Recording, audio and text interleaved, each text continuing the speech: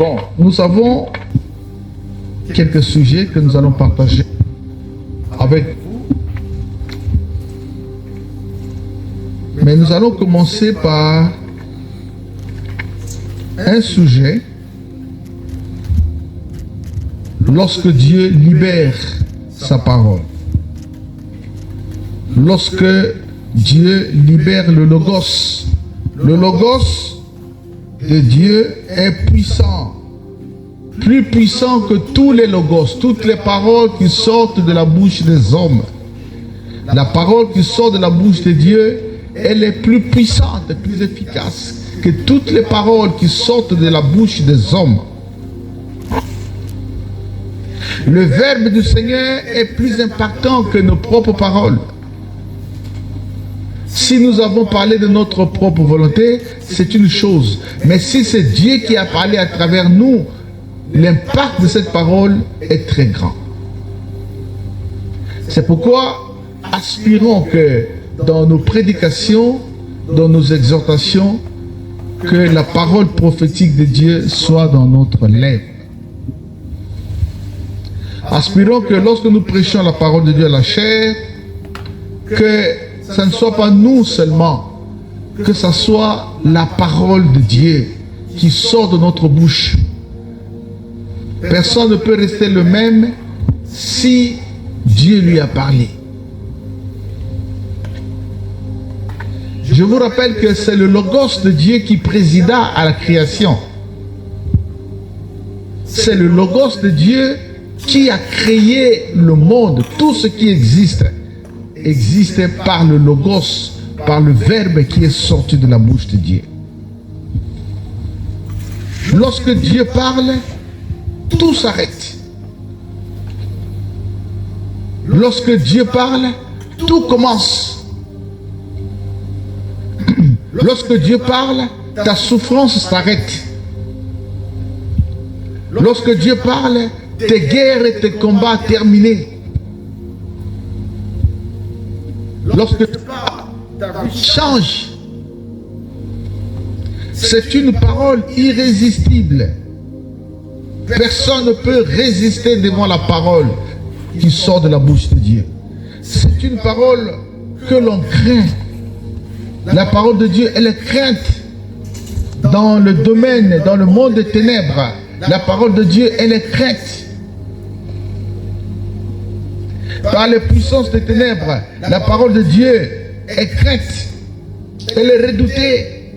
Aussi bien dans le monde physique que dans le monde spirituel, la parole de Dieu est redoutée. Ça veut dire que les gens ont peur. Les gens craignent cette parole.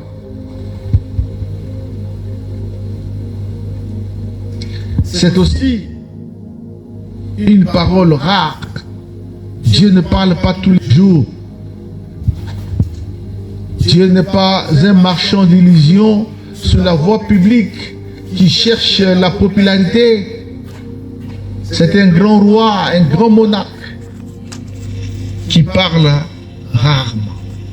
Mais lorsqu'il parle, sa parole change tout. Les hommes de Dieu craignent cette parole. Les rois de l'époque, des époques bibliques craignaient cette parole. Lorsqu'ils parlent, tous les anges de Dieu sont en mouvement. Les cieux sont en ébullition parce que l'Éternel a parlé. Sa parole est plus forte que la parole des rois. Sa parole est plus puissante que la parole des empereurs qui gouvernent ce monde. Lorsque le président américain parle, tous les médias du monde sont silencieux.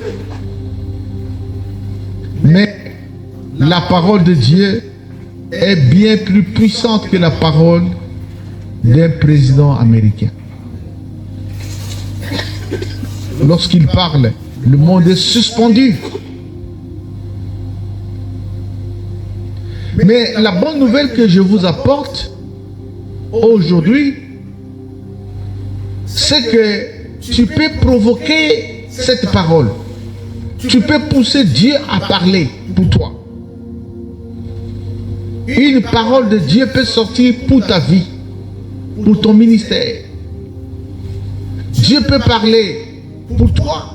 Oh, quel privilège que le grand Dieu parle pour moi. Le Dieu qui connaît toute l'humanité, le propriétaire de la terre et des cieux, il peut parler pour toi. C'est ton Père. Depuis la crucifixion de Jésus sur la croix et sa résurrection, tous ceux qui croient en Jésus ont un nouveau statut. Ils deviennent les enfants de Dieu. Et le terme enfant de Dieu dans le Nouveau Testament est utilisé. C'est une métaphore, comme je vous le dis toujours. C'est un exemple qui est pris dans le domaine familial pour montrer les nouvelles relations qui existent entre l'homme et Dieu lorsque celui-ci vient à Jésus. Lorsque tout homme vient à Christ, il devient un enfant de Dieu. C'est-à-dire, sa position devant Dieu est une autre position. Dieu peut parler pour toi. Je veux que tu entendes le logos de Dieu pour toi. Est-ce qu'il y a des gens qui croient que Dieu peut leur parler? Est-ce que tu crois qu'il peut y avoir un logos de Dieu pour toi? Mais s'il y a un logos de Dieu pour toi, mon frère, ta vie change. Souvent, ce que nous entendons, ce n'est pas la parole de Dieu. Ce n'est pas le logos de Dieu. Les hommes parlent beaucoup, mais Dieu parle rarement. Il peut arriver qu'un homme t'a parlé, mais tu crois que c'est Dieu qui t'a parlé. Mais ce n'est pas Dieu, c'est un homme. Il peut arriver qu'un prophète t'a parlé, mais tu n'as pas vu la chose s'accomplir. Donc ce n'est pas Dieu qui avait parlé, c'est un homme. Et je vous dis que dans le monde prophétique, les hommes parlent plus que Dieu. Les hommes parlent beaucoup, hein. Mais Dieu parle rarement. Et quand il parle, tu sens que c'est Dieu qui a parlé. Tu sens que ton cœur vibre. Tu sens que c'est une voix qui n'est pas comme toutes les autres voix. Quand Dieu parle, même tes oreilles n'entendent plus comme on entend normalement. Les disciples, après sa résurrection, les disciples du chemin d'Emmaüs, ils ont marché, ils ont cheminé avec le Seigneur. Et en route, le Seigneur leur parlait de sa résurrection. Le Seigneur les enseignait. Puis, après avoir marché longtemps, ils sont entrés dans la ville d'Emmaüs. Ils se sont rendus chez celui qui les parlait. Mais le Seigneur n'avait pas ouvert leurs yeux pour qu'ils comprennent que c'était lui qui les parlait. Et pendant qu'ils étaient réunis pour manger, l'homme qui les parlait disparut. Ils sont restés seuls. Ils ont dit que c'était le Seigneur lui-même. Ils étaient habitués à cette présence. Et qu'est-ce qu'ils ont dit? Notre cœur ne brûlait-il pas au-dedans de nous lorsqu'il nous parlait? Lorsque Dieu parle, ton cœur brûle. Si ton cœur n'a pas encore brûlé, c'est que Dieu ne t'a pas encore parlé. Si ta vie n'a pas encore changé, c'est que Dieu ne t'a pas encore parlé. Celui qui entend la voix de Dieu, celui qui entend le logos de Dieu, toute sa vie change. Je vous rappelle qu'il y eut au 1er siècle un ennemi de l'Église qui massacrait l'Église. Mais il a écouté tout le monde, il a écouté tout le monde. Tout le monde lui disait arrête de tuer, arrête d'emprisonner, arrête. Mais il n'a écouté personne. Mais lorsque Jésus-Christ l'a parlé, lorsqu'il l'a rencontré sur la route de Damas, je crois que vous savez qu'il s'agit de Paul. Et la Bible dit que sa vie a changé. Tout ce qui était pour lui comme des trésors, il les regardait maintenant de la boue, comme de la boue. Tout ce qui était chez lui, pour lui comme des prestiges, des connaissances théologiques, il commençait maintenant à les regarder comme la glace qui s'effondre devant le soleil. Moi, je veux que Dieu te parle. Heureux Heureuses les personnes à qui Dieu parle. C'est pourquoi nous allons prendre un échantillon de cas dans la Bible où Dieu a parlé, où les hommes ont écouté, où le logos de Dieu a été libéré. Nous allons voir quelques exemples où Dieu a parlé, où la voix de Dieu, le logos de Dieu est sorti.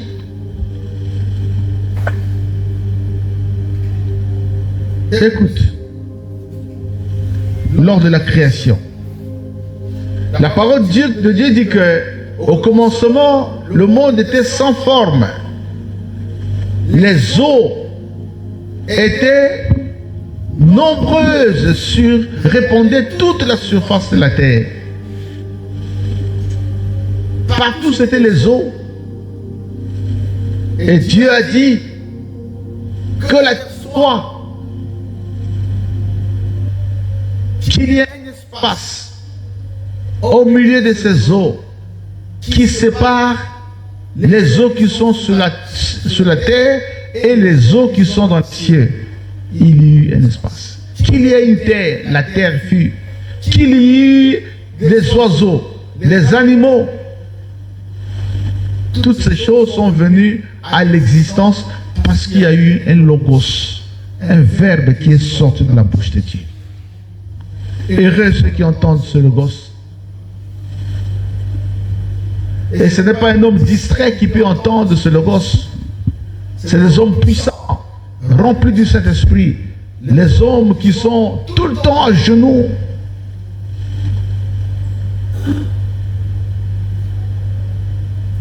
Ce sont ceux-là qui sont habitués à la présence glorieuse de Dieu. Ce sont ceux-là qui entendent cette voix.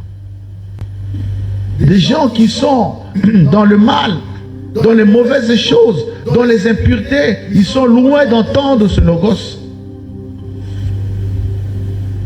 Vous voyez, le monde existait, est arrivé à l'existence parce qu'il y a eu ce logos. Dieu avait parlé. Et quand Dieu a parlé, le monde existe. Oh, c'est un Dieu formidable. Je prends un deuxième exemple. Il menaça la mer. Et la mer se tranquillisa. Il était dans la barque avec ses disciples. Je parle de Jésus notre Seigneur. Puis les vagues sont arrivées. Le vent a soufflé sur les eaux. Et la barque était menacée. La barque était menacée par le vent. Je ne sais pas. Parce que toi, tu es né en ville, grandi en ville. Tu n'as pas vécu au village et dans l'eau. Tu ne sais pas ce qui arrive lorsque le vent tombe sur l'eau. Il y a un sentiment de... C'est là où tu vois la méchanceté de l'eau. L'eau est tranquille, mais quand il est bousculé par le vent, l'eau devient très méchante. Tu ne peux pas y croire. Et ils ont dit, Seigneur, nous mourrons. Pendant que le Seigneur était endormi, ils l'ont réveillé. Seigneur Jésus, tu ne vois pas que nous sommes en train de mourir. Lorsque le Fils de Dieu se réveilla, qu'est-ce qu'il a fait? Ce logos est sorti. Il a menacé les eaux. Taisez-vous. Tranquillisez-vous. Et les disciples ont dit, qui est cet homme qui menace même la nature, qui parle à la nature? Notre Dieu est puissant. Sa parole est au-dessus de la puissance des démons. Notre Dieu est puissant. Sa parole est au-dessus des devins, des sorciers. Lorsqu'il parle, le monde bouge. Et quand il a parlé, les eaux se sont calmées. Et quand les eaux se sont calmées, ils sont restés dans l'étonnement. Qui est notre Seigneur réellement? C'est pourquoi il n'hésitait pas d'appeler Jésus Dieu. Il est véritablement Dieu. Il est le Fils de Dieu.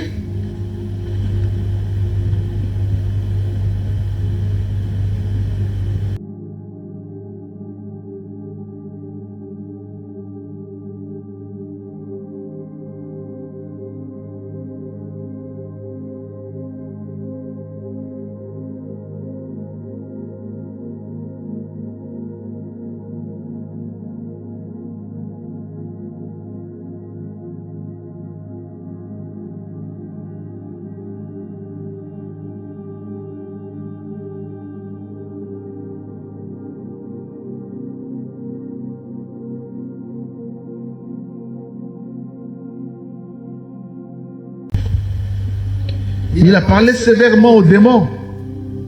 Les disciples ont prié contre ce démon, mais ils n'ont pas pu. Ils ont prié.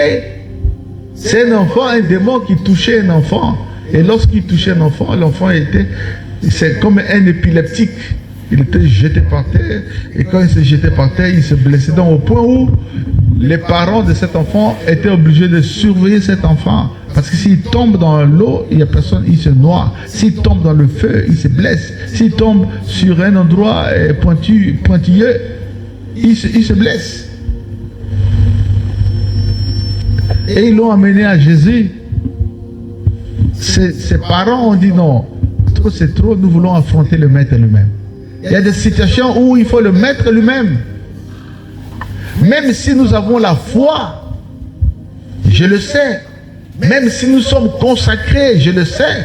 Même si nous avons la puissance du Saint-Esprit, je le sais.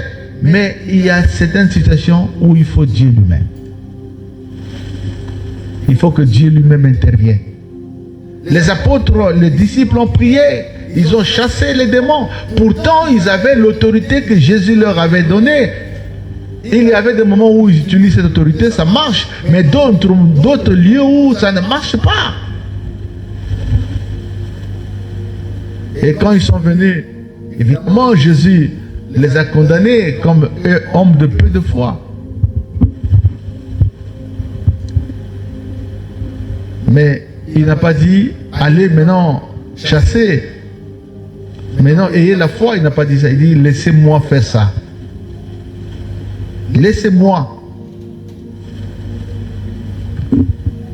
Nous ne serons jamais comme Dieu lui-même. Quels que soient les dons que lui nous aura donnés, quelle que soit la puissance de laquelle il va nous doter, nous ne serons jamais comme lui. Lui, il est tout puissant. Il nous a donné une partie de ses attributs. C'est cette portion des attributs qui sont sous forme de dons spirituels. Mais quel qu'en soit, quoi qu'il en soit, nous ne serons jamais comme lui-même. Dites Amen bien. Personne n'est comme Jésus. Personne n'est comme Jésus. Et il a menacé, il faut lire le texte, il faut voir comment il a menacé ces démons. Il a parlé sévèrement. Sors de cet homme. Et le démon qui était en lui a reconnu la voix du maître lui-même. Le démon qui était en lui, il a reconnu la voix du Créateur. Et il se soumet. Tout lui est soumis. Dans les cieux, sur la terre et au-dessous de la terre. Tous sont soumis au nom de Jésus. Un nom puissant. C'est pourquoi je dis que nous connaissons en partie. Il y a certaines délivrances où je crois que nous, serviteurs de Dieu, ça ne sert pas de nous vanter que je suis un homme de miracle et je fais une délivrance seulement une fois. Mais tous nous sommes conscients qu'il est arrivé à certains endroits où nous avons eu du succès et à d'autres moins de succès. Tout ça, ça montre quoi? Dieu nous montre nos limites, que nous sommes des humains et lui, il est Dieu. Il y a certaines prières où on dit, Seigneur, nous avons péché toute la nuit, nous n'avons rien trouvé. Maintenant, c'est ton temps. Parce que Dieu veut que quelque part nous dépendions de lui. Si nous ne dépendons plus de lui, alors nous sommes devenus de Dieu comme lui.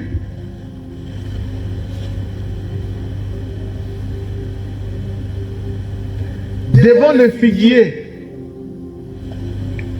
Jésus avait beaucoup marché, il était fatigué, c'est pourquoi dans son côté humain, il faisait exactement ce que tout homme fait, sauf péché. Il marchait, il allait, il revenait, il avait soif, il avait besoin de boire et de manger, il avait besoin de se reposer.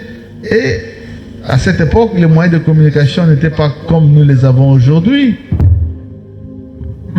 Mais il était fatigué, Il dit, bon, il y a un figuier là. C'est comme s'il connaissait la forêt aussi. Il connaissait aussi ces zones.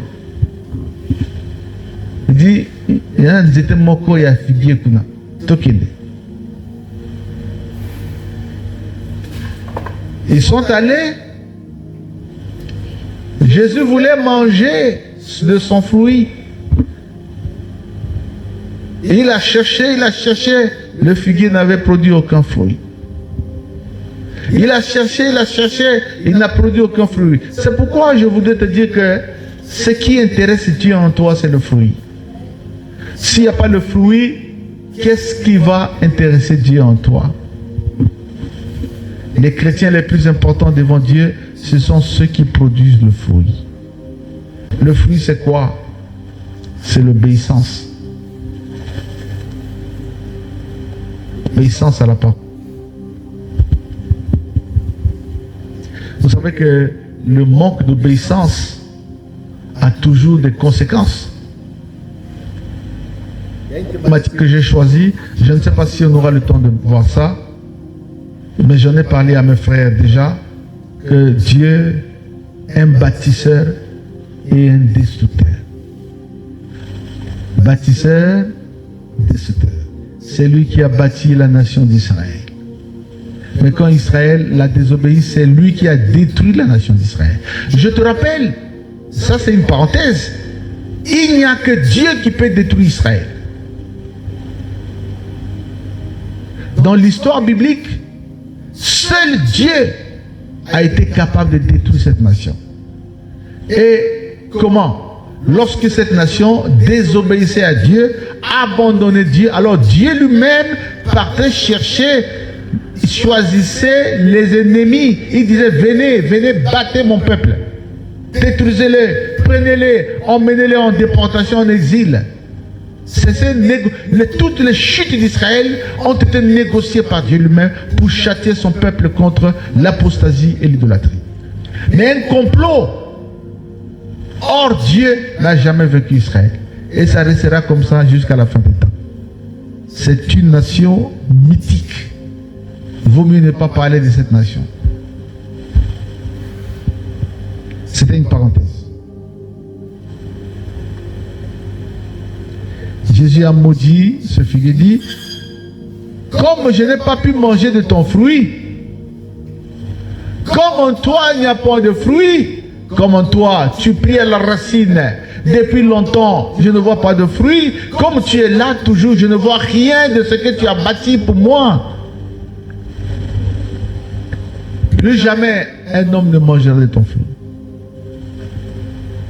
Est-ce que vous savez que Dieu maudit aussi? Toi, tu ne crois pas que Dieu maudit aussi? J'ai médité, Seigneur, tu es allé jusque là, Seigneur. Pourquoi tu as maudit cet arbre? Oui, parce qu'il n'a pas vu de fruits. Et quand ils sont allés, le lendemain, ils sont repassés quelques jours après, ils sont passés par là. Les disciples sont allés vérifier si ce qui est arrivé à ce figuier. N'oublie pas que ceux qui sont avec nous, ils ont une seule question. Ils se posent des questions sur nous. Qui sommes-nous? Jusqu'à la fin, ils se poseront des questions. Voilà pourquoi tu vois que si un leader, quelque chose arrive au leader, beaucoup de gens fuient. Ce sont ceux-là. Parce que tout en temps avec les leaders, ils se posent toutes des questions. Qui est-il? Est-ce que vraiment Azam ou Tanzam? Est-ce qu'il y a des gens comme ça? Le logos de Dieu, lorsqu'il est libéré, il produit des effets. Le logos de Dieu, lorsqu'il est libéré, il met fin à tes souffrances. Il faut vouloir que Dieu te parle. Il faut demander à Dieu de te parler, de te libérer ton logos. Peut-être qu'il faut que je comprenne, que je fasse comprendre les gens. Le logos, c'est tout simplement un discours. Mais pas un simple discours, pas tout le discours. Pas tout le discours, mais quelques paroles qui sont dans le discours qui donnent tout le sens. peux parler pendant 1 heure. Le logos, c'est pas tout ça. Le logos, c'est que qu'est-ce que tu as dit? Quelle décision tu as prise? Le logos, c'est cette substance qui est dans la parole de Dieu, qui est destinée à toi, qui annonce la fin de tes souffrances, qui annonce ta bénédiction, qui annonce la destruction de tes ennemis, qui annonce la fin de ta misère. Ça, c'est le logos. Je veux qu'il y ait un logos pour toi.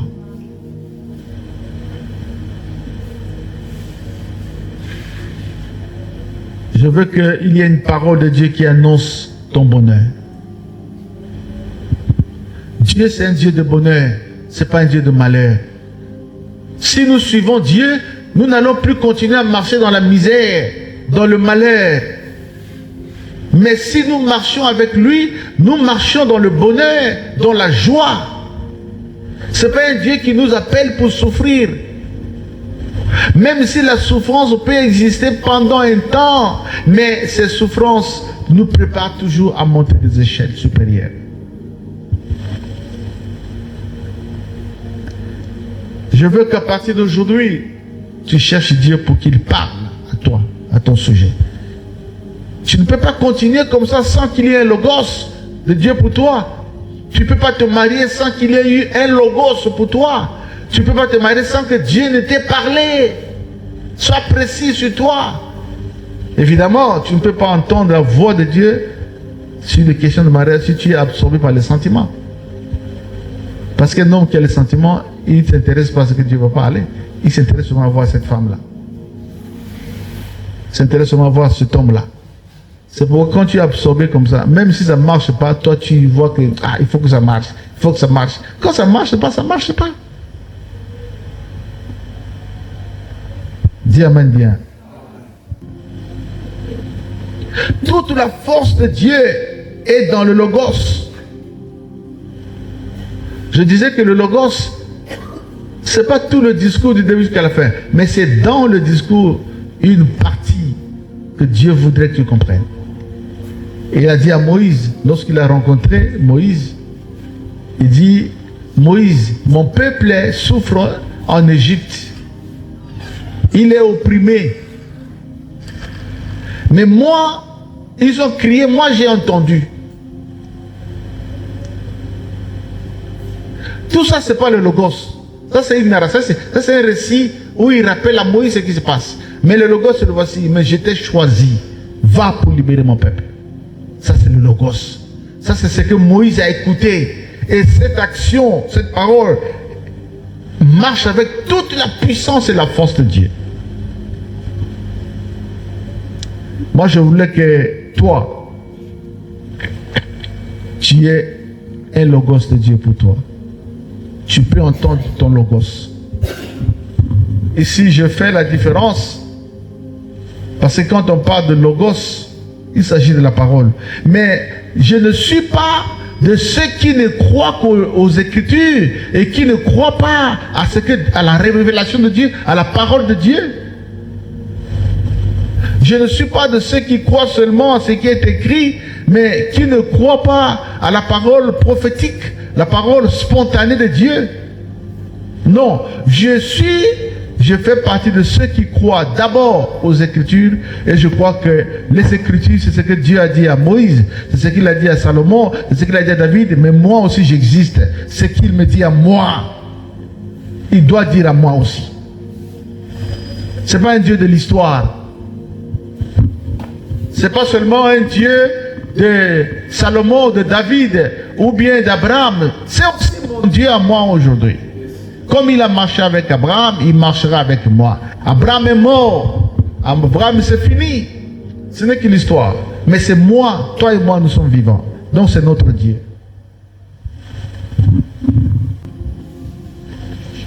Il peut te parler. Comme il a dit à Abraham, lève-toi, va-t'en de la maison de ton père, vers un pays que je te montrerai. Il peut aussi te parler aujourd'hui. Il peut te parler. Ce ne sera plus Abraham, ce sera toi.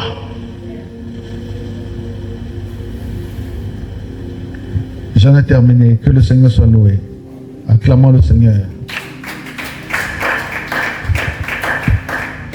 Bien. Je voulais que tu baisses ta tête pendant un temps, même 1 minute. Dis Seigneur, comme tu as parlé à Moïse, comme tu as parlé à Abraham, parle-moi aussi. Vas-y. Bien. Deuxièmement, nous allons donner une petite thématique. Prier selon la volonté de Dieu. Répétez ça. Non, je t'ai pas entendu. Vas-y. Bon, nous allons lire un texte biblique dans le livre des Actes des Apôtres, chapitre 4, verset 29. Et maintenant, Seigneur, vois leurs menaces et donne à tes serviteurs une pleine assurance. Souligne le mot quoi? Pleine assurance. Étends ta main, en étendant ta main, afin qu'il se produise des guérisons, des miracles, des prodiges, par le nom de ton saint serviteur Jésus-Christ. Et quand ils eurent prié, verset 31, le lieu où ils étaient assemblés trembla et furent tous remplis du Saint-Esprit. Remplis du Saint-Esprit. C'est un petit texte qui dit beaucoup de choses. Je vais t'expliquer. Et ils annonçaient la parole. C'est Actes des Apôtres, chapitre 4, verset 29 à 31. Nous sommes dans le contexte du commencement de l'Église, parce que vous savez que les Actes des Apôtres, c'est un livre historique du Nouveau Testament qui nous rapporte les événements historiques relatifs à une partie du commencement de l'Église. En fait, une partie des événements, pas tout. Vous n'allez pas dire que les Actes des Apôtres nous parlent du commencement de l'Église. Il faut dire une partie des événements liés au commencement de l'Église. Parce qu'il y en avait eu beaucoup, ça c'est un échantillon. Alors, je vous ai aussi dit que l'Église, autrement dit le christianisme, dans une certaine mesure, est un appendice du judaïsme. En fait, c'est le petit frère du judaïsme.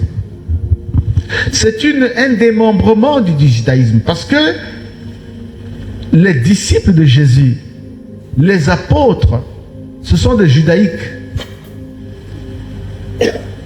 C'est-à-dire que leur religion, c'était le judaïsme. Religion fondée par Moïse. Ils n'avaient jamais régné les coutumes judaïques. Ils n'avaient jamais régné les traditions judaïques. D'ailleurs, ce qu'ils nous ont transmis, ils l'ont puisé dans le judaïsme. Ce qu'ils nous ont transmis, il y a une partie de ce qu'ils ont reçu du Seigneur lui-même, mais le fondement doctrinal, l'essentiel du fondement doctrinal, c'est l'Ancien Testament. C'est pourquoi notre foi dans le christianisme est basée sur l'Ancien et le Nouveau Testament, les deux. Tu ne peux pas renier l'Ancien Testament parce que le Nouveau Testament a comme fondement doctrinal l'Ancien. Alors,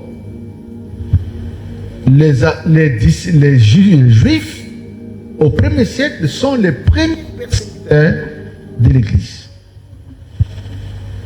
Retiens ça très bien. Au 1er siècle, lorsque l'Église commence, les ennemis de l'Église numéro 1, c'est d'abord qui? C'est les Juifs. Pourquoi les Juifs? Eh bien, c'est simple.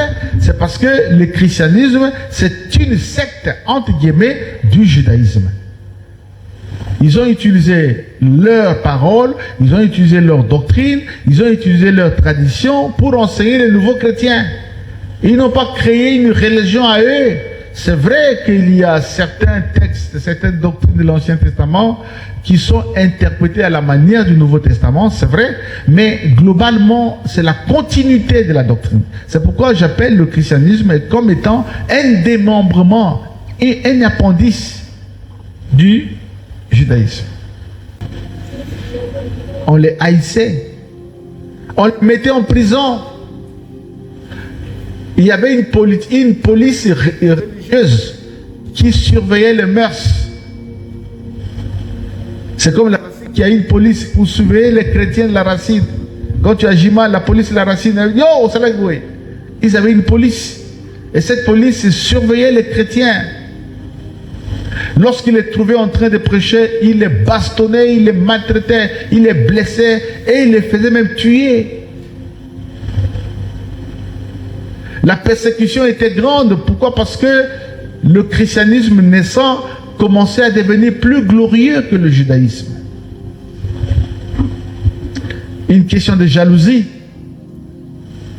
Alors, on les prenait, on les jetait en prison, on les malmenait, on les faisait souffrir, on les bastonnait. La persécution était très grande. Mais Yoka Sukoyo, Bango Bazo Sambela, il veut prier Dieu. Écoute bien. Parce que le thème c'est quoi? Prier. Non, répète. Le thème c'est quoi? Prier selon la volonté. Voilà. Écoute bien. Si tu étais toi, tu allais prier comment? Tu allais dire, Seigneur, je veux fuir, mais protège-moi pour qu'il ne m'attrape pas. Si c'était toi, tu allais dire, Seigneur, garde-moi pour qu'il ne me tue pas. Seigneur, sécurise-moi. La plupart des gens, lorsqu'ils prient, ils prient pour eux-mêmes. Ne te trompe pas. La plupart des gens qui vont à l'église, lorsqu'ils prient pour eux-mêmes. Ils ne prient pas pour l'avancement du royaume de Dieu. Regarde, Jésus a dit que Jésus nous enseigne la prière. Et comment il l'a dit? Si vous priez, dites que ton royaume vienne. C'est-à-dire que dans le christianisme, la priorité des priorités, ce n'est pas nous d'abord. Même si nous avons des besoins, même si nous avons des souffrances, nous venons à Dieu qui puisse nous aider. Mais c'est d'abord le règne de Dieu. C'est d'abord le triomphe de la vérité biblique divine. Mais aujourd'hui, est-ce que nous enseignons encore ces choses? Quand les gens viennent, on veut d'abord qu'ils reçoivent le mari, qu'ils reçoivent les jumelles, qu'ils reçoivent le travail. Mais nous oublions qu'en venant à Dieu, tu dois d'abord de toi-même faire que le royaume de Dieu avance par toi. Que le règne de Dieu vienne par toi. Qu'est-ce qu'ils ont prié? Ils ont commencé à prier. Regarde, cette prière m'a beaucoup touché. Il dit, Seigneur, donne-nous de prêcher ta parole avec assurance. Ça veut dire qu'ils sont dans la continuité. Ils vont souffrir, mais ils prient pour continuer. Oh, frère, est-ce que nous avons la foi à nous? Quelle foi? Oh, biso mikolotu kosenga kwanga, kosenga bilia, kosenga tumbas. On a foi.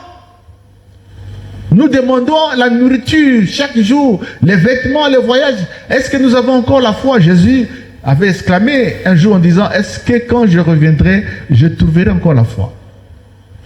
Est-ce que la foi existe encore? Moi, je croyais que si ça dépendait de nous aujourd'hui, les gens allaient prier pour demander la sécurité ou la fuite. Mais ils ont dit, Seigneur, donne-nous la grâce, fais-nous la grâce de prêcher ta parole avec pleine assurance. Pleine assurance, ça veut dire qu'on lève le doute en nous. C'est profond. Hein? Si tu ne veux pas dire, donne-nous de prêcher ta parole avec une pleine assurance. Si tu ne veux pas utiliser le mot pleine assurance, utilise sans doute. Mais pourquoi doute? Parce que il y avait réellement une intention de doute. Si tu dis que tu ne doutes pas, tu es un menteur. Si Dieu te dit que ce mois-là, je vais te marier, tu vas dire, quelle est ta question? Tu diras aux yeux des gens, Dieu, que ta volonté soit faite. Mais dans ton cœur, tu dis, est-ce que ça va se passer? Même étant en Christ, il y a des doutes. Hein? Même toi là, tu as des doutes. Est-ce que cette question existe? Alors eux, ils ont dit, Seigneur, enlève-nous le est-ce que là. Donne-nous la foi. Est-ce que tu demandes à Dieu de te donner la foi? Donne-moi la foi pour que, quelles que soient les épreuves qui arrivent, quelles que soient les souffrances, que je continue de croire en toi et de continuer de te servir. Moi, je dis, permettez-moi de vous le dire, et je le dis avec les 44 ans de service que je sers Dieu, je le dis avec expérience. Si quelqu'un démissionne de l'œuvre du Seigneur, c'est que Dieu ne l'a pas appelé. Comment il peut? Au Coran de comment tu sauras? Un frère avait décidé de démissionner 3 jours après. Il attend ce jour pour déposer sa démission. Il a écrit déjà, mais toute la nuit faisait que pleurer. Il tourne, démissionner. Si tu vois quelqu'un démissionner, laisse-lui démissionner parce qu'il n'a rien de Dieu. Ça dépend des contextes. Je parle en général. Il semble que les Congolais n'aiment pas les particularités. Il faut distinguer ce qui est général et ce qui est particulier. Quand tu dis, c'est comme ça qu'il y a des cas particuliers aussi. Il y a des cas, il y a des exceptions où Dieu te sort d'un lieu, il veut que tu partes servir ailleurs. Il y a ça aussi, il y en a, mais je ne parle pas de ça. Je dis généralement, de façon globale, un homme que Dieu a appelé pour le servir, il ne peut pas démissionner.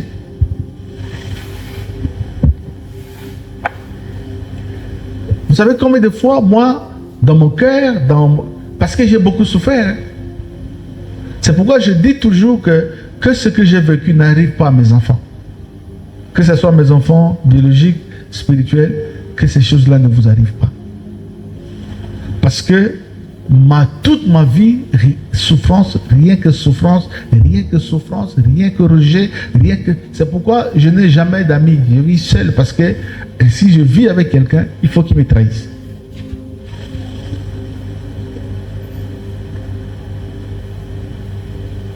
J'ai reçu un pasteur hier. C'est celui que vous avez vu, c'était un prophète. Hein. J'étais là. Il dit, c'était pas une autre, c'était une autre race. C'était pas une race normale.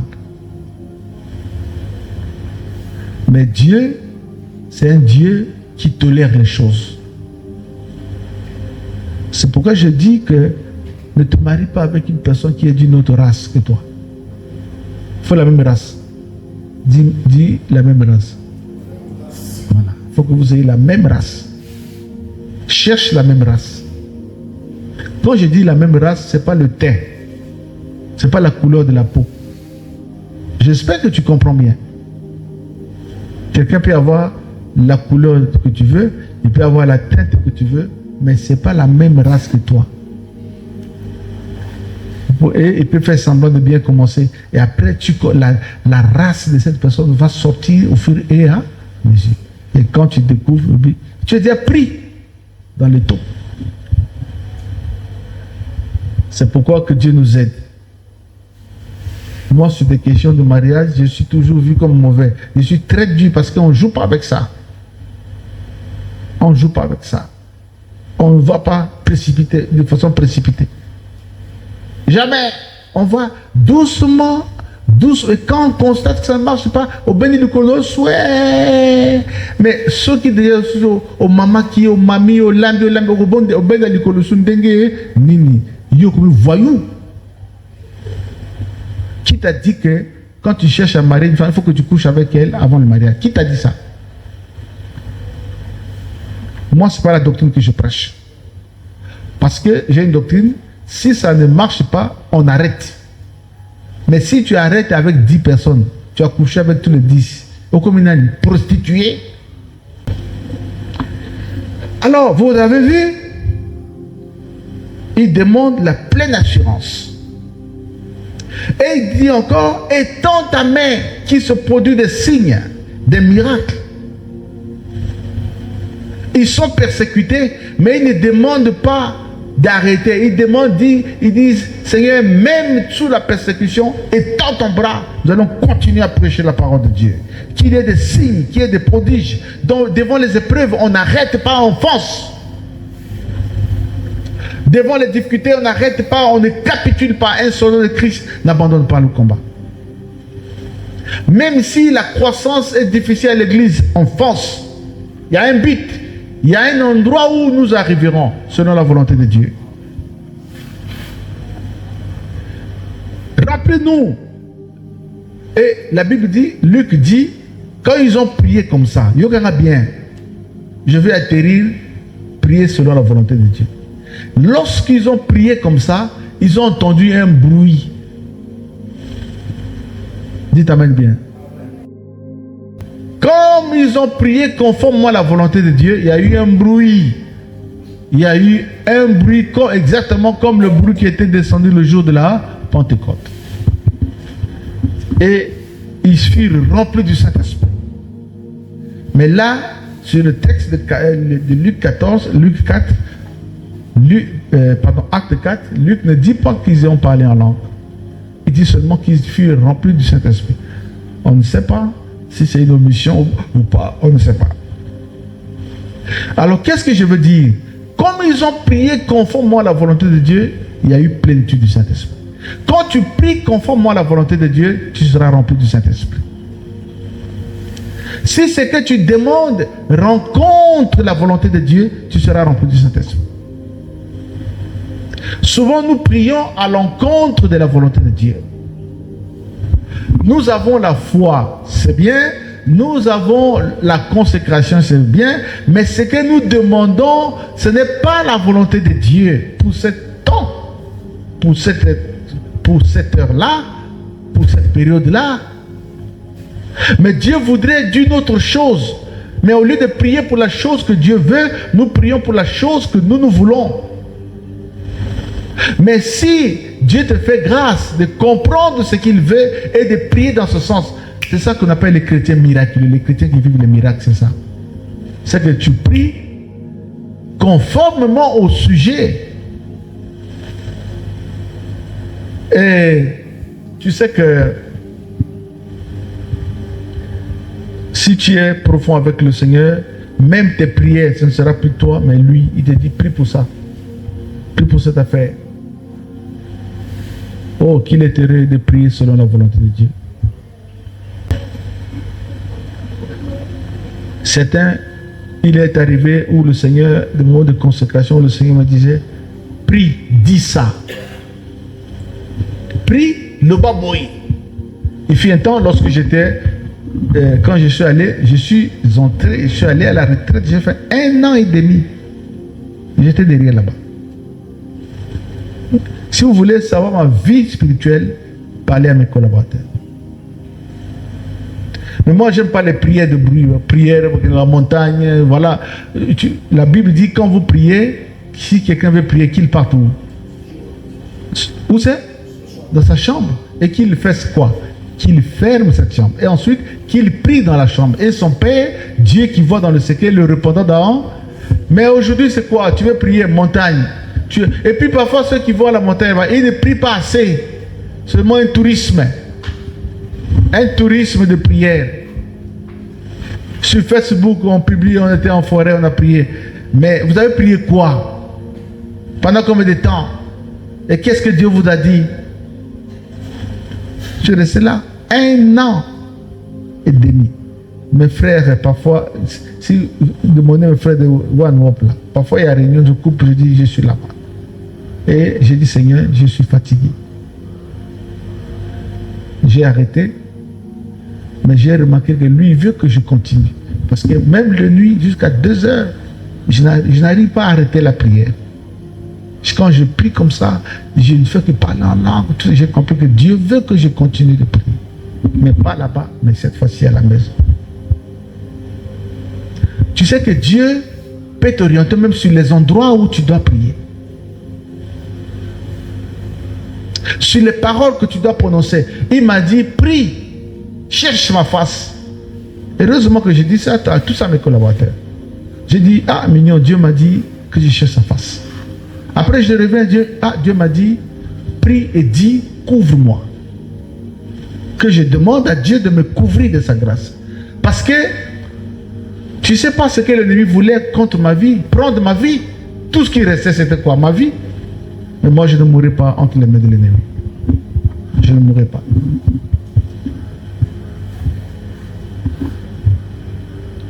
Et il y a une chose qui m'a rappelé, je dirais ça, mais au bureau, à mes collaborateurs, il faut me rappeler ça. Je vous dirai à mon bureau. Quand tu pries conformément à la volonté de Dieu, il y aura un effet. Quand tu pries conformément à ce que Dieu veut, tu seras rempli du Saint-Esprit. La plénitude du Saint-Esprit, tu crois, c'est quoi? C'est sauter, c'est dormir, c'est rouler par terre? Non. C'est être sous l'influence du Saint-Esprit, sous l'autorité, sous le mandat de l'Esprit de Dieu. Et ce qui fait que nous devons être dirigés par Dieu même dans les détails de notre vie. Si tu as prié, si ta prière rencontre la volonté de Dieu, par exemple, tu as des conflits avec ton mari, mais le Seigneur ne veut pas que tu l'abandonnes. Il va te dire, prie pour ton mari. Là, tu pries conformément à ce que Dieu t'a dit. Par exemple, ta femme, tout le monde veut que tu le rejettes. Mais Dieu veut que tu ne la rejettes pas, mais que tu pries pour lui. Tu te mets à prier pour lui. Il y a un dessein. Dieu sait là où vous allez finir. C'est pourquoi les choses de Dieu sont complexes. Dépends du Seigneur. Ne sois pas trop attaché à ce que tu veux. Vos voix ne sont pas mes voix et vos pensées ne sont pas mes pensées. Tu peux vouloir d'une chose, mais Dieu ne veut pas de ça. Tu peux aimer un homme pour le mariage.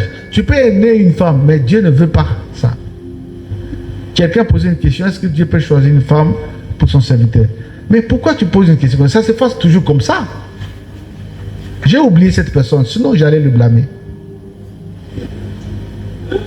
Il m'avait posé, c'était une fille ou un garçon, j'ai oublié. Il dit, papa, est-ce que nécessairement... Mais autrement, c'est comment? Je n'ai jamais vu un serviteur de Dieu qui prend une femme en dehors de la volonté. Un vrai serviteur. La plupart des serviteurs, c'est toujours Dieu qui les marie. Même si toi, tu as commencé... En fait, quand je dis Dieu leur donne la femme, ça ne veut pas dire que c'est Dieu qui va dire à ta femme là, à cette femme, fille, viens, je te donne. Ce n'est pas toujours ça. Même si c'est toi qui as commencé, même si c'est toi qui as managé, mais ça a rencontré la volonté de Dieu. C'est dangereux. Tu vas partager une vie avec une femme et Dieu ne t'a pas dit que c'est ton mari. Attends, Yogana bien, même si toutes les conditions sont là, l'argent, tout, mais si Dieu ne t'a rien dit, il faut dire attendre. Parce que, biso mibal toranini, so moni mwasi, ote qui toka moi se dit, ah, oh, nazi, oh, ngol, nasala noki, sote oben nangai. Non, le bon Nzambe sala, ce qui kolenga pété, ne va pas vite. Même pour les filles, ne va pas passer. Oh, il y a la chance nangai, n'a pas non, c'est là. Je dis, attends un peu. Le temps règle les choses. Le temps, moi j'ai toujours dit après Dieu. Quand je dis Dieu, je fais allusion au Père, au Fils et au Saint-Esprit. Après le maître, le grand maître après Dieu, c'est le temps. Le temps nous enseigne. Je passe à la troisième thématique en disant que les voix de Dieu, j'ai parlé des voix de Dieu et des voix de l'homme. Regarde ce que la parole de Dieu dit. Autant l'Occident est éloigné de l'Orient, ainsi mes pensées sont éloignées de vos pensées. Ah! C'est profond. Hein? Autant quand vous allez à Pointe-Noire, vous êtes au bord de la mer, vous ne voyez pas le fond là-bas. Ça, c'est l'autre rive. Et Dieu dit, autant la rive d'ici est éloignée de l'autre rive, c'est ainsi que mes pensées sont éloignées de vous. Ça, c'est un texte qui me fait peur. Ça fait partie des textes qui me font trembler. Ça veut dire qu'il faut se dire que Naïb Nzambe bien t'es. Même si tu connais toute la Bible par cœur, il faut toujours se dire que je ne le connais pas bien.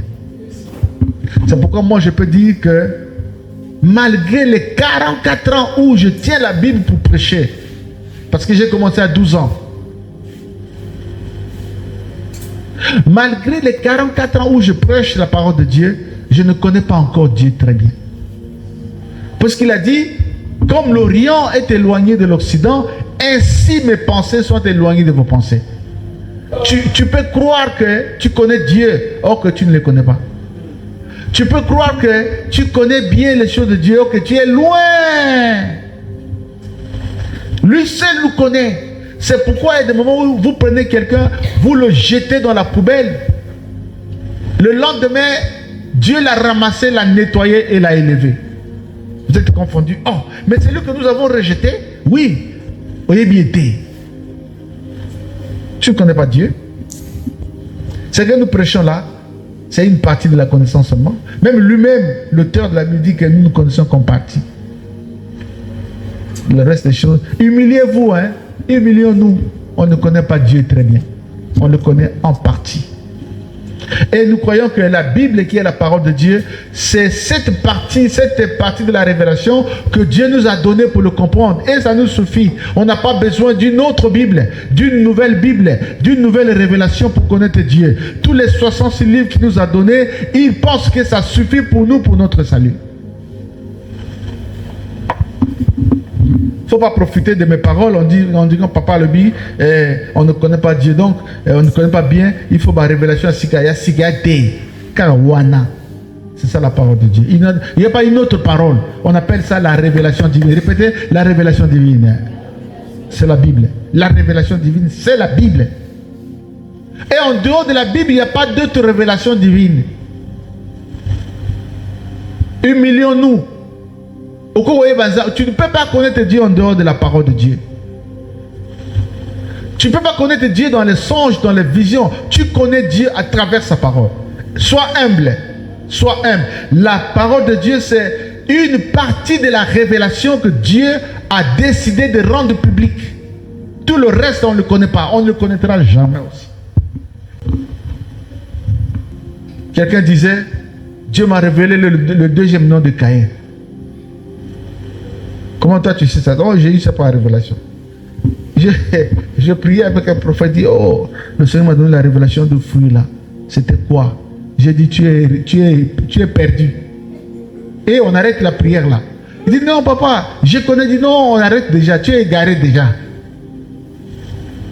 Comment tu seras la pomme? La Bible dit, le fruit, point barre. Tu veux dire quoi? Hérésie, égaré, allez, sors de chez moi.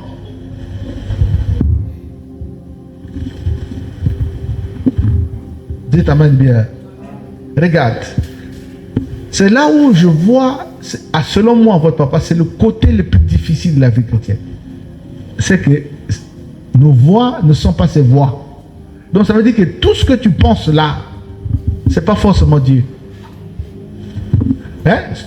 C'est que tu penses que c'est bon là. Peut-être il n'est pas là. Faut pas avoir peur. Hein? Il dit, vos voix. Et il dit encore, comme l'Orient est éloigné de l'Occident, ainsi vos pensées sont éloignées de mes pensées. Bon, pourtant nous sommes appelés à marcher avec lui. Comment marcher avec un Dieu comme ça? Ça devient difficile. Il nous faut de l'humilité. Il nous faut de l'humilité. Il faut parler moins. Toi, tu parles beaucoup. Parfois, tu as beaucoup parlé, mais c'est faux. Yes.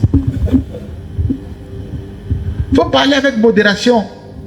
Tu parles devant un frère, ne cherche pas à avoir raison. Peut-être que lui, il a raison, toi, tu as tort. Ne néglige pas un homme. Peut-être que lui, il a Dieu, toi, tu n'as pas de Dieu. Ne traite pas les autres de sorciers pour de rien. Peut-être que lui, il n'est pas sorcier, c'est toi qui es sorcier. Ne traite pas les autres de chrétiens, de faux chrétiens. Peut-être que c'est toi qui es faux chrétien. Ne te crois pas le plus proche de Dieu et que les autres sont loin de Dieu. Toi, tu es proche. Peut-être que c'est toi le plus loin, loin, loin. C'est toi.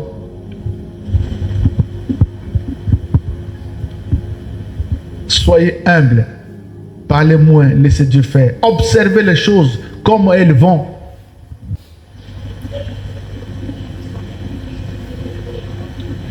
Nous sommes appelés à marcher avec un Dieu qui dit, vos voix ne sont pas mes voix. Mais comment on va marcher alors?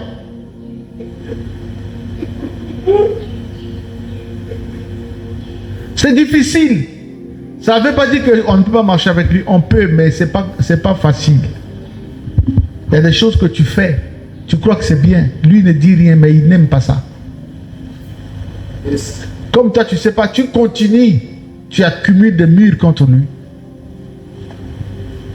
C'est pourquoi nous devons être remplis du Saint-Esprit.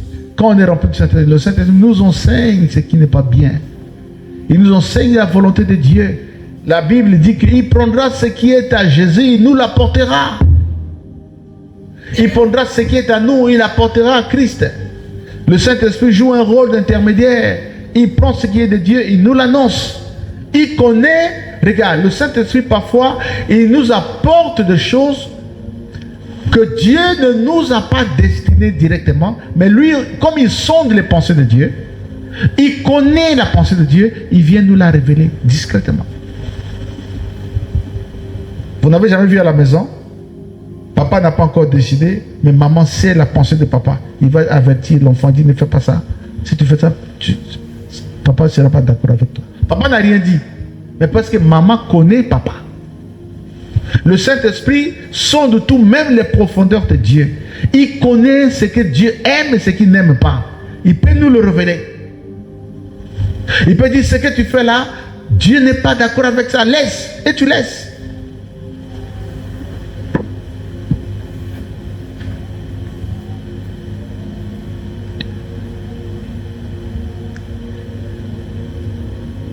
Nous sommes différents avec Dieu, mais nous sommes appelés à être unifiés avec lui.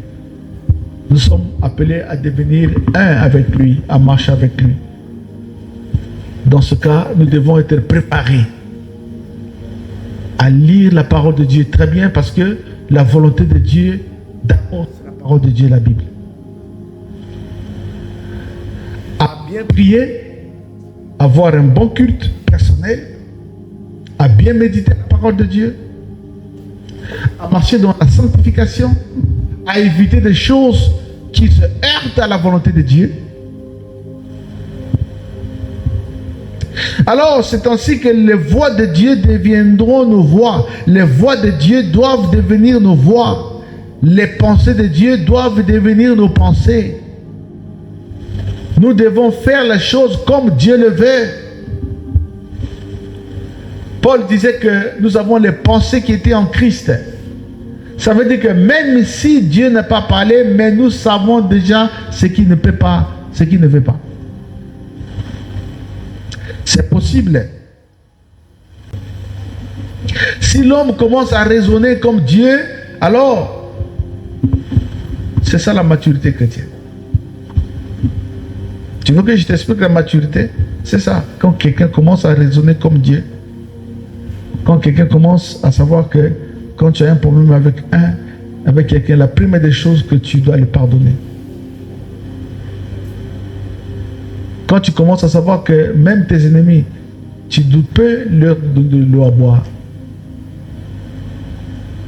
Quand tu commences à raisonner que ta vie ne t'appartient plus, c'est Christ maintenant. C'est ça la maturité. Les pensées de Dieu commencent à devenir des pensées. J'ai vu, je ne cite pas le nom, je n'ai pas l'habitude de citer le nom des gens. Je ne sais pas si c'est ici à la Racine ou dans une de nos extensions, je ne sais pas. Mais j'ai entendu une chose. Quelqu'un qui veut quitter l'église. Il dit, mon dimanche, c'est moi qui l'avais amené à l'église. Bon, libérez. Mignon, c'est pas ça? Libérez ça, ces frères-là, parce que c'est moi qui l'avais amené à l'église. N'appelez pas cette soeur, et puis il parle à cette soeur, n'allez pas là-bas, parce que moi je ne suis plus là-bas. Mais où est la maturité chrétienne?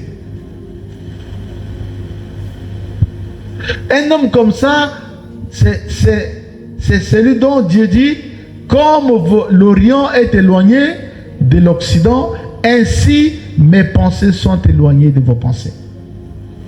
Ne sois pas comme ça, mon frère, ma soeur. Il y a des gens aussi charnels. Ceux qui ont eu comme une église, si son fils est membre de cette église, ou sa fille, il entend quelque chose arriver, directement il prend la part de sa fille. Il dit, moi, attention, l'église m'a longué, si vous touchez, moi, ces pensées ne sont pas les pensées de Dieu. Il faut que tu saches que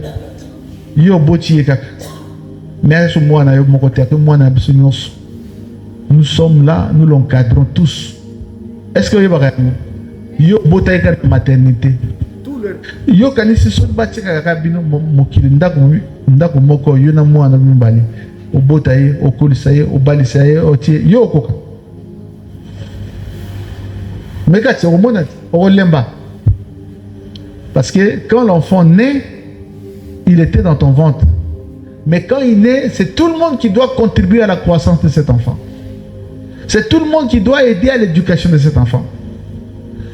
Église Zamabe Soki, passer l'église, Azo Luka Basi, église Atambola Bango. Ça, c'est Bima dans l'église Aboy. Mais ce que Zaboïté, Baso éduquer Moana, il faut que Balak Samona Ndjela Malam.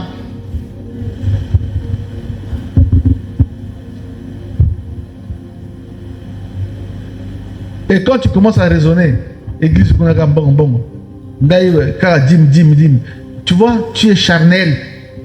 Parce que quand tu donnes pas à Dieu, à un homme, tu donnes à Dieu. Voilà, c'est pourquoi je dis que la maturité chrétienne, c'est le plus grand besoin de l'église. Heureuses les églises qui ont des chrétiens nés de nouveau, matures.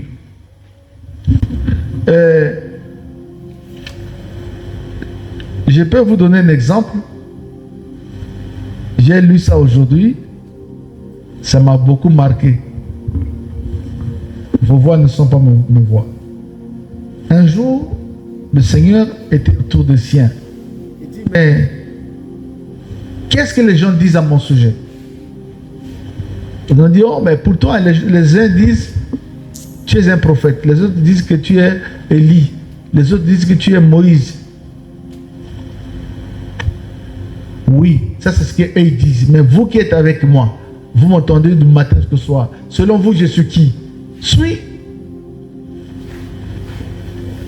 Il y a un qui dit, moi je crois que Pierre là, c'était pas lui, c'était l'Esprit de Dieu qui l'a ouvert les yeux.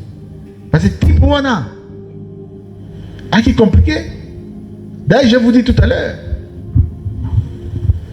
Il dit, tu es le Fils de Dieu, le Messie qui doit venir. Jésus dit, c'est pas toi qui l'as dit. D'ailleurs, j'ai raison, le Seigneur dit, c'est pas toi.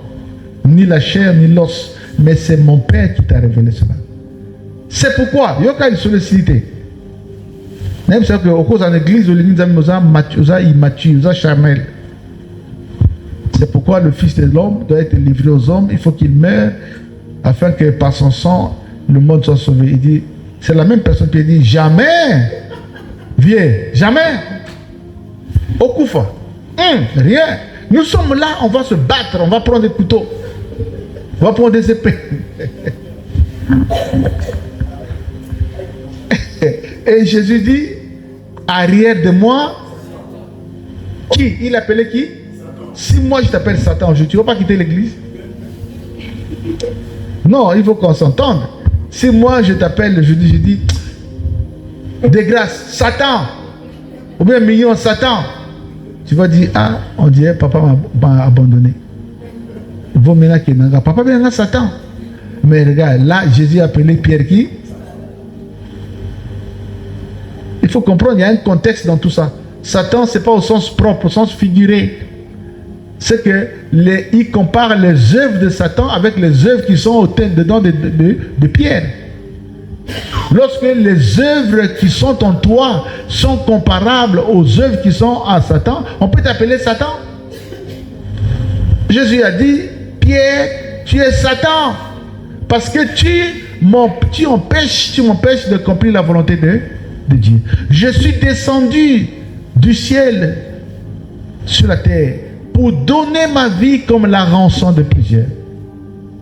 Et par mon sang qui coulera sur la montagne de Golgotha, par mon corps, les blessures de mon corps, la réconciliation sera obtenue entre Dieu et le monde. Mais toi, Pierre, tu m'empêches d'accomplir la volonté de Dieu. Alors, derrière moi, Satan. À l'église, il y a des gens comme ça. Il a les ailes pour servir le Seigneur, mais il ne connaît pas les voies de Dieu, mon Dieu. Et regarde, Élie, il a faim. Il n'a pas mangé depuis des jours. Il vient à Sarepta. Il trouve que Sarepta était aussi dans la... Parce qu'il faut savoir que la sécheresse en question, qui l'avait provoquée? C'était Élie lui-même, dans le cadre de sa lutte contre Akab, contre Jézabel, qui avait pollué Israël dans les idoles. Et Élie a dit, si je suis serviteur de l'Éternel, il ne pleuvra pas dans ce pays pendant 3 ans. Bon, le pays, Israël est un pays agricole. Et c'est un pays de champs. Et c'est un pays de l'élevage. Il ne pleut pas pendant 3 ans et plus même. Qu'est-ce que le pays sera devenu? Sécheresse. Famine. Et la famine la touche Élie lui-même aussi. Lui-même, il a provoqué la famine, mais la famine le touche aussi lui-même. Alors, Dieu dit, va à Sarepta, je vais te nourrir là-bas. Et à Sarepta, il vient trouver une veuve. Retiens bien, une veuve. Et il dit, va à l'entrée de la ville, tu verras une femme en train de ramasser le bois. Et il vient aussi dire, ainsi dit l'Éternel, fais-moi à manger d'abord. La femme dit que je n'ai qu'à ramasser un peu de bois et il me reste qu'une petite poignée de farine. Je vais préparer cette poignée et je vais manger avec mon fils. Et après quoi, on va attendre la mort. Tu sais ce qu'Élie a dit? Il dit, oui, il va préparer, mais ne mange pas. Fais-moi d'abord manger moi. Frère, si c'était aujourd'hui, on allait traiter avec Élie de qui?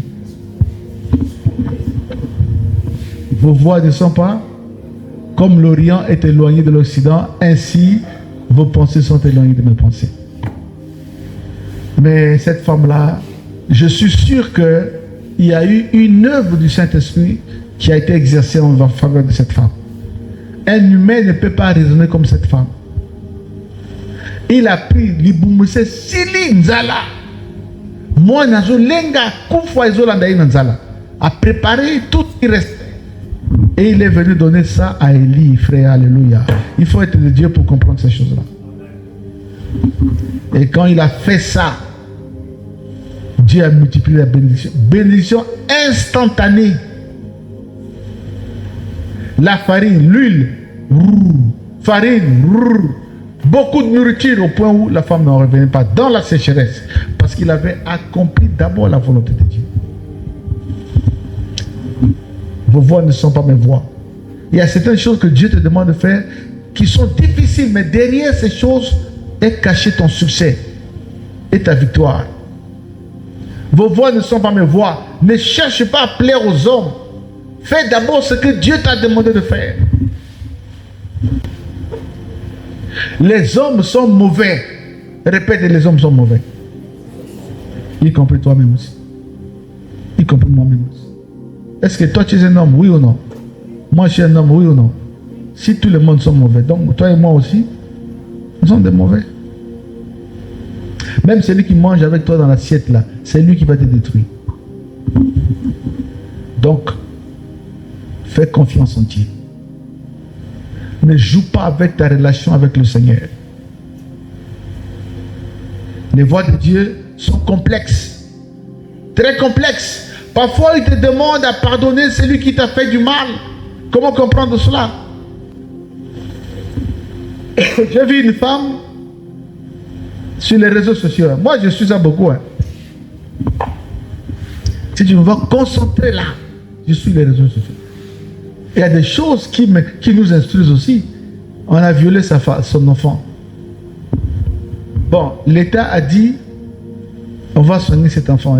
Lui, il n'était pas toujours content. Soigner, mais d'abord, retrouvez-moi d'abord celui qui a fait ça. Mais quand on l'a retrouvé, la femme est longue fumami nesengo. Simplement parce que moi, on a ça bikaki déjà. Mais il y a des motos, il faut qu'on y attaille, qu'on venge, qu'on finisse bien. L'homme est comme ça. L'homme, quand quelqu'un lui a fait du mal, lui aussi, il faut qu'il lui rende du mal pour que son cœur soit en paix. Si quelqu'un lui a fait du mal, il faut qu'il l'insulte bien. J'ai suivi, moi c'est mon gars outre dans la vie, moté musique qui m'y en a fini bien. Na suko lié le corps na moto suko na nuka. Suko na zukimia, na zone suko na salié bien. Il est content parce qu'il a insulté quelqu'un. Il y a des gens aussi qui sont contents parce qu'il a tué quelqu'un. Au lieu de se repentir, mais il est content parce qu'il a tué quelqu'un. Il y a des gens qui, après avoir commis un péché de l'impudicité, il est content plutôt que de se repentir, plutôt que de sentir la douleur. Il y a quelqu'un qui a volé, qui s'est enrichi par le vol, mais il ne regrette pas. J'avais un ami, on faisait des... Parce que moi, avant de travailler, j'étais gardien de nuit. Là, on a moto, on a battu la et à la fin du mois, bon. J'étais déjà licencié. Et je travaillais avec lui. Lui, il n'avait pas un niveau. Mais lui, surtout, il avait tout un niveau. C'était avant la guerre. Quand la guerre arrive, il y a un voix mis. Un jour, je l'ai vu, j'étais à l'arrêt de bus, je dis, Godefroy, tu es là, oh, mais, matati. J'ai dit, mais comment cet homme-là devient si riche comme ça?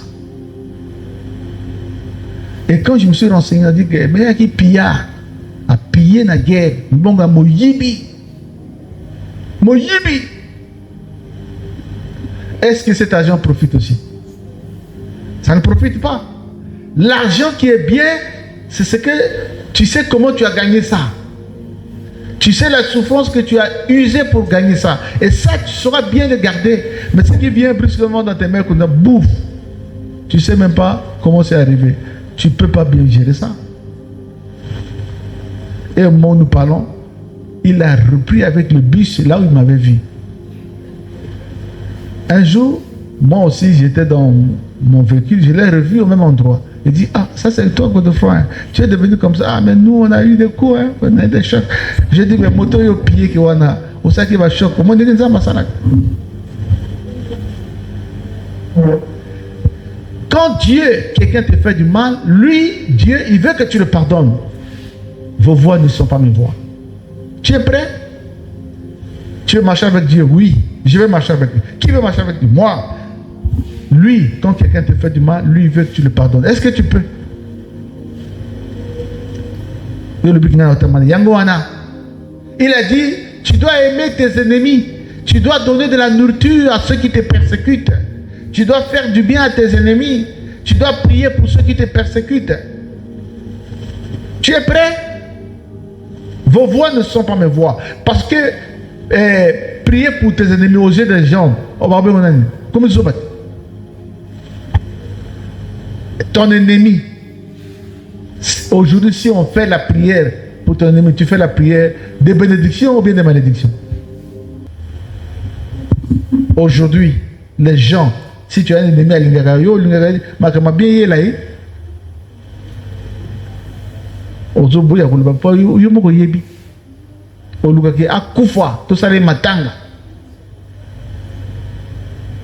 mais ça, c'est pas la pensée de Dieu. Dieu veut que tu puisses le prier pour que Dieu te fasse du bien à tes ennemis. C'est ça le côté difficile du christianisme. Aimer ses ennemis. Quand quelqu'un te prend une chemise, donne-lui aussi ton costume. Si quelqu'un te frappe sur la main, la joue gauche, donne-lui aussi la joue droite. Ça, c'est le côté difficile du christianisme. Pourtant, c'est ça la vérité. Je dis c'est ça la vérité. Miami, tu n'es pas.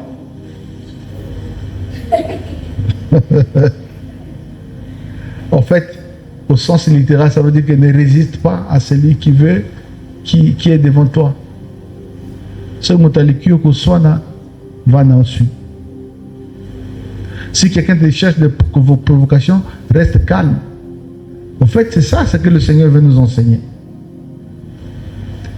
C'est renoncer à soi-même, s'abandonner, dire Seigneur, je ne sais pas là où tu m'amènes, mais conduis-moi là où tu veux. Seigneur, là j'avance, je ne me marie pas jusqu'à aujourd'hui. Je ne sais pas, mais conduis-moi. Je ne me rebellerai pas contre toi. Parce qu'il y a certains qui, lorsqu'il attend que les choses n'arrivent pas, ils se rebellent contre Dieu. Je ne me rebellerai pas contre toi, mais fais ce que tu veux toi-même.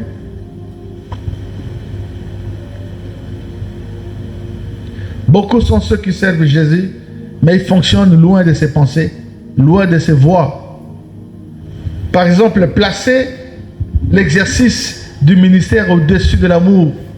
À cause de l'œuvre de Dieu, tu as oublié l'amour. Parce que tu as un conflit avec un frère dans le ministère, tu vas jusqu'à lui en vouloir du mal. Vos pensées ne sont pas mes pensées. Tu n'es pas la première personne qu'on a combattu. Abraham a été combattu aussi par Lot. Non pas que Lot a voulu un problème direct, mais les conflits d'intérêts. Les serviteurs de Lot ont des problèmes avec les serviteurs d'Abraham. Et regarde un peu le comportement d'Abraham. Il dit à Lot, choisis. Mais qui devait choisir en premier? Qui était le patron de l'œuvre? Qui avait reçu la vocation de Dieu? Qui était en alliance avec Dieu? C'était Abraham.